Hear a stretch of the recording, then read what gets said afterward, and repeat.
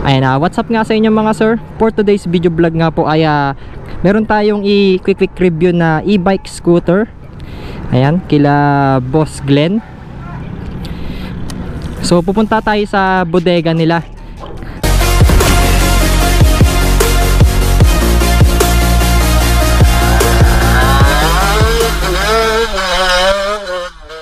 Tanginan niyo po.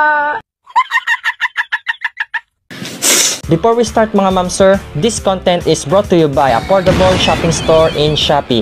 Nais ko lang ipakilala sa inyo ang kanyang produkto na Hydro Plus Tumbler. Meron po itong temp shield, double wall vacuum insulation para po mapanatiling mainit o malamig ang inyong inuming tubig sa tuwing tayo ay nasa biyahe. Kaya nitong tumagal ng 12 hours sa mainit na tubig at 24 hours naman sa malamig na tubig. At meron po itong 18/8 Pro Grade Stainless Steel, colorless coating, BPA and toxin free, dishwasher safe with wide mouth hibernation. At mabibili nyo nga po ito sa Shopee. Just search Affordable Shopping Store. Ang 1.18 liters nga po ay 480 pesos lang.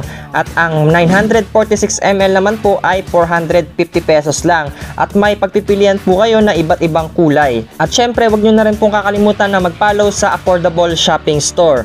Colder, hotter, longer. Yan ang tatak Hydro Plus. So napunta na natin yung sa bike shop ni Boss Glenn dito sa may Abe Bicycle Parts sa may Panikitarlac. Tapat lang yun ng McDo mga sir. So kasama natin si Waki Puyawan at yung pinsan niya. Ayan, shoutout sa kanila. Shoutout din sa channel ni Sir Waki PH. Ayan.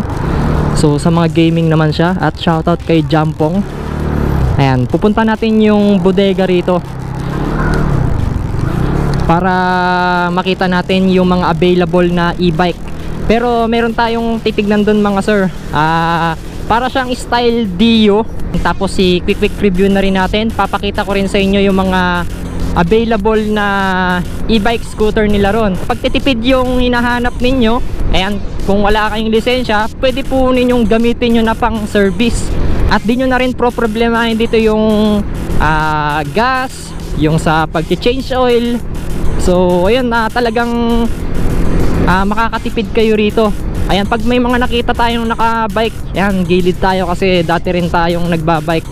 So respeto na lang din sa kanila. Ayan, dapat malayo yung distansya nyo ninyo sa mga nagbabike. Kasi minsan walang mga side mirror yan, bigla silang lumiligo. Yun no, pagka pasok natin dito, bumungad agad sa atin yung mga e-bike dito. Ayan, so papasok tayo sa bodega dito.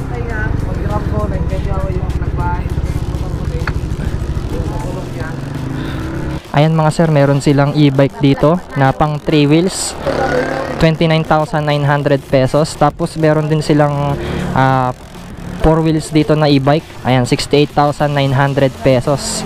So parang pang style golf siya dito mga sir, oh.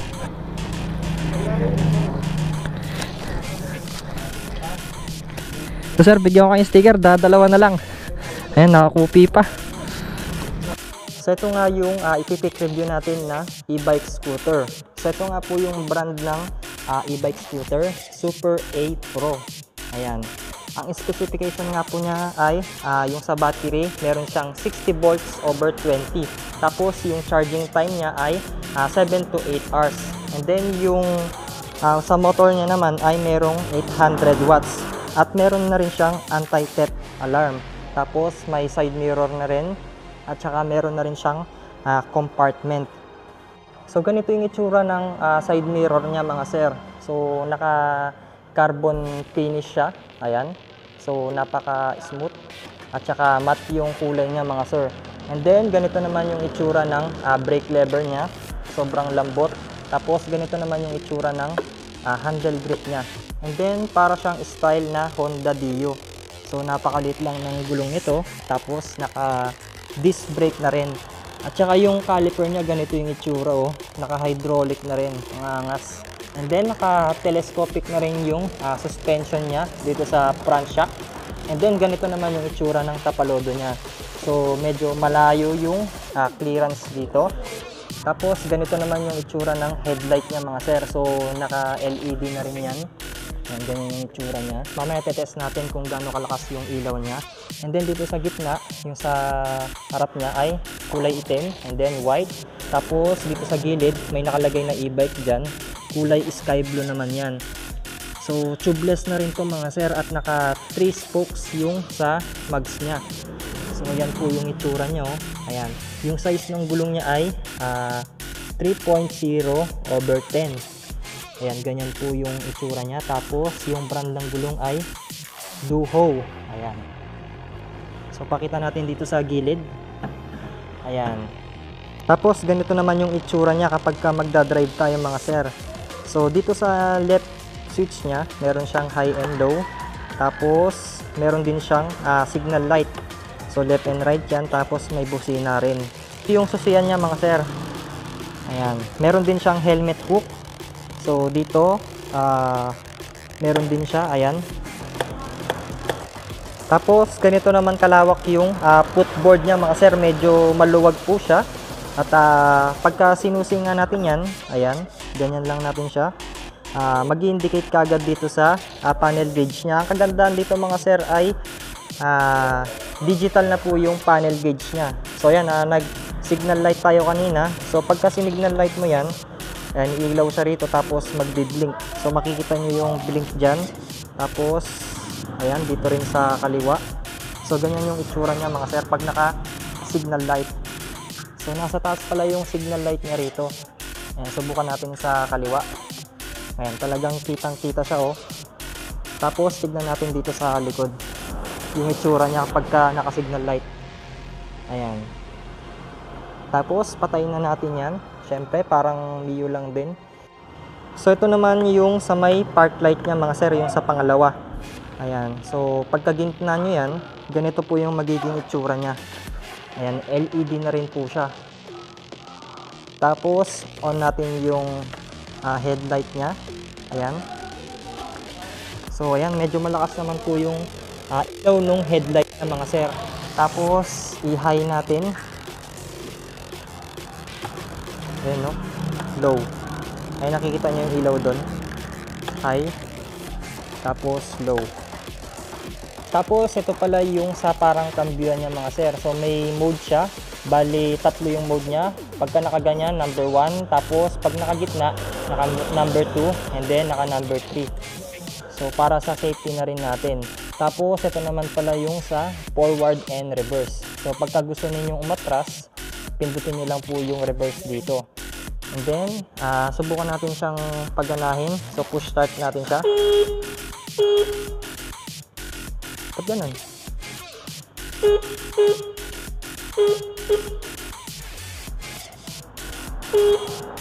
So dito mga sir, medyo nalito tayo. Busina rin pala itong magkabilaan. So kapag ka naka-on na yan, i-re-revolution mo na lang siya. Ayan, so kumakain ng tanga. Ayan no, umaandar na oh. Tapos ang sabi nung gwardiya dito ay kaya daw nitong mag-maximum speed na 60 kilometers per hour. Ayan no, nagpo-44 siya na naka-center stand. Pero pagka tumatakbo to mga sir, mabilis daw to. Ayan, para ka rin naka-Mio. Ayan. So, ganito naman yung itsura niya sa gilid. So, meron siyang kwan dito, parang plastic na pang-cover. Ayan, tapos ganyan po yung itsura ng chassis niya. And then, napakalaki ng baterya niya rito. Oh. Ayan, tapos ito naman po yung rear shock na suspension niya. Naka-dual po yan. And then, ganito naman yung itsura sa gilid. So, tignan natin kung gaano kalapad yung gulong niya rito. So, 3.0/10 din. Ayan. So, pareho lang sila ng lapad dito sa harap. So, dito sa gilid naman mga sir, may nakalagay dito na mga decals niya. E-bike, good quality electric vehicles, passion and extraordinary feeling. Tapos, may nakalagay na power sport. And then, may lining na sky blue dito. So yung brand ng e-bike, ito po yan, Super A. Tapos napakalambot ng stock seat niya rito oh. So kung gusto niyo ipatabas yan, pwede rin, palitan nyo rin ng JRP. Tapos meron na rin siyang pangkwan dito para sa angkasan natin para hindi po mangalay. Ayan, ito naman yung itsura ng grab bar niya. Sobrang ganda. Ayan, tapos naka-stainless na rin dito and then kulay blue yung kulay dito mga sir. And then ganito naman yung itsura niya sa likod, napakaangas oh. Ayan, tapos meron nakalagay na SA or Super A. Ayan, kung gusto nyong palitan ng plaka yan ng tie look, ayan, pwede no. Ayan, tapos ganito yung itsura niya sa gilid. Ayan, so napakaganda. And then may reflectorize siya dito sa gilid para sa safety natin pagka bumabiyahe tayo ng gabi. And then ito naman yung side stand niya mga sir. Ayan no. And then ito yung itsura nung center stand niya. So dito mga sir, makikita yung battery niya rito. Ayan, napakalaki. Solid. So pakita naman natin yung sa compartment niya. So kapag bubuksan mo yung compartment niya, so ganito lang yung gagawin mo. Ipupush mo lang siya sa left. Ayan, pagka narinig mo ng tumunog, pwede mo nang i-on yan o buksan. So ganito yung itsura nung upuan niya. So plastic siya. Tapos napakaganda ng foam na ginamit din dito oh. And then ganito ka laki yung kuan niya, compartment niya. So kasyang-kasya dito yung mga documents ninyo. Tapos kapag ka namimili kayo sa palengke, so naka-design talaga siya na pang palengke at pang service. So ayan, napakaganda oh. And then kanina nung binuksan natin yan, ito yung charger niya mga sir, napakalaki rin. Ayan, so i-charge nyo lang siya ng mga 6 to 8 hours. Yun yung nakalagay sa manual niya kung tama yung sinabi ko. Ayan, ganito kalaki. Ito oh, laki oh. Tapos parinig lang ulit natin yung busina niya sa kaliwa. Ayun, lakas din oh. Tapos sa kanan. Ayan, kahit hindi mo na pala siya i-electric start dito, kusa na siyang aandar. Ayun oh, napakatahimik lang. So yan, ite-test drive natin itong e-bike kung ano yung feeling ng naka e-bike. Ayan, so napakataas din niya. Kung ako sa inyo, patabas nyo na lang yung upuan dito. Ayan o, pagka rev mo, mandar agad siya. Ayan o, so napakalakas din ng preno niya mga sir. So yung side mirror niya, napaka laki rin. Tapos standard siya, 4 fingers din yung laki niya. So ganito dapat yung sa LTO. Ayan, so yung side mirror niya, wala siyang grado, so hindi siya masakit sa mata. Ayan, so test drive natin.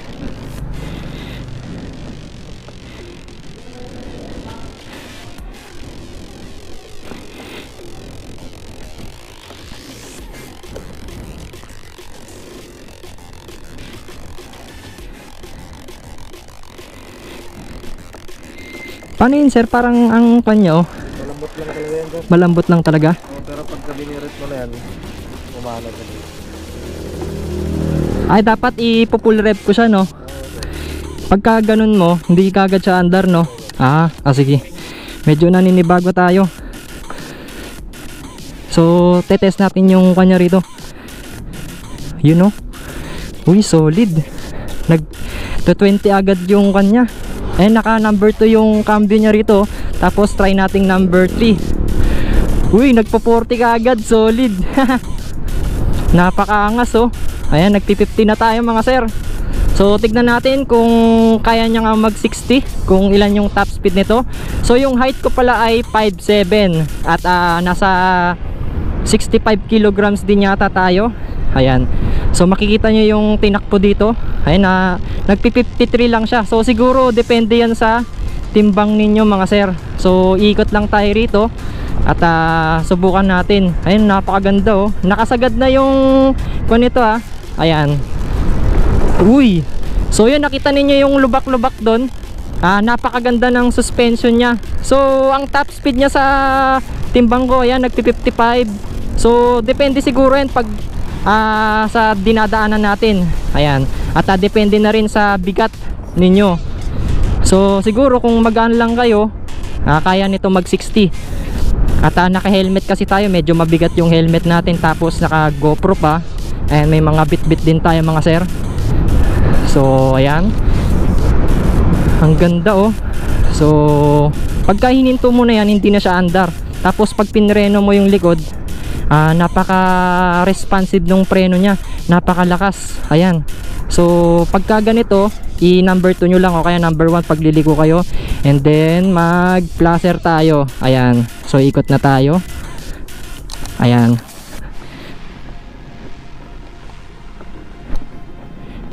Uy, ganun pala dapat.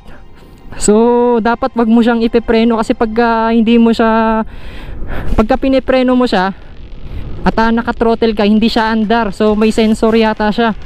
Ayan, so tignan niyo Ayan, pag pepreno tayo, ayan ayaw niyang umandar So may sensor siya. So pagka hindi niyo siya pinreno, kusa na siyang andar. Ayan, medyo naninibago tayo kasi may US40 yung gamit natin mga sir. So yung tinakbo natin ay nasa 1.6 kilometers. Ayan, tapos hindi pa siya nababawasan, no?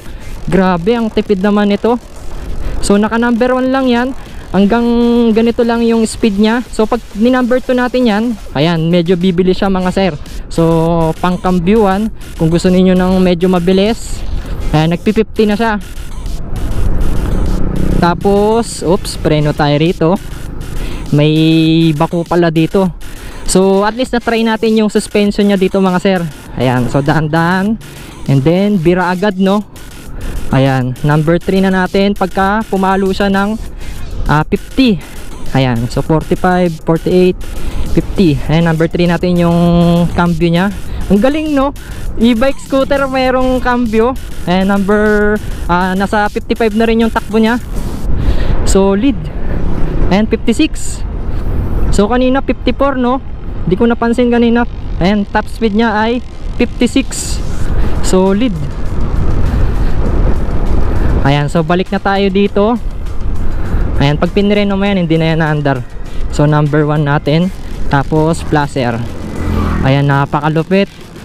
Ang sarap sa feeling yung upuan nya mga sir. So naka 2.5 kilometers din tayo doon. Ay, napakatahimik nya, solid, ang ganda. Ano, ibabalik na natin siya dito. Ayan, number 1, tapos off lang natin yung susi. Ayan, pag i-on nyo siya, ganito yung itsura. Ayan, no? May ECU pa siya. And then yung headlight nya, ayan, ganyan kaliwanag. Tapos yung high, ayan, ganyan siya kaliwanag, solid. Ayan, dadaan si sir. Babalik na natin itong e-bike scooter. Ayan, tignan natin kung under siya pagka naka side stand. Ay, umandar siya. So wala siyang sensor. Pagka naka side stand siya, umandar din, oo. Ayan, so balik na natin dito. Napakalupit ng e-bike na to. Ayan, sa mga gusto palang bumili ng e-bike scooter, worth 29,900 pesos po siya. Tapos meron pa siyang bawas dito mga sir. At PM nyo lang si Boss Glenn dito sa Abe Glenn Bicycle Shop. So idadrop na lang din natin yung Facebook fan page niya rito. So pwede po kayong mag-inquire dyan, at pwede rin po kayong rumekta sa kanya sa shop niya. Yung location po ng shop niya ay sa tapat lang po ng McDo dito sa may Paniki Tarlac.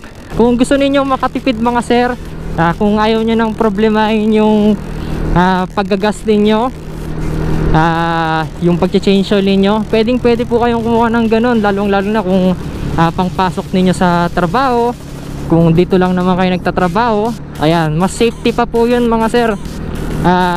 Lalong lalo sa mga misis natin. So pwede nyong i-park yun kahit saan kasi may anti-theft naman siya. So kapag kaninakaw yun, di naman basta-basta mananakaw yun, dahil may susian naman siya. Tapos ang kagandaan doon, pagka ginalaw siya, tutunog po yun mga sir. Susunod po magre-review pa tayo ng mga iba pang e-bikes nya doon pagka free time natin. Ay na, wag niyo sana kakalimutan na mag-subscribe sa YouTube channel natin and i-click yung notification bell para sa tuwing nag-upload po tayo ay lagi po kayong ma-notify at lagi po kayong updated. At dito na nga po magtatapos yung video vlog review natin sa e-bike, and thanks for watching.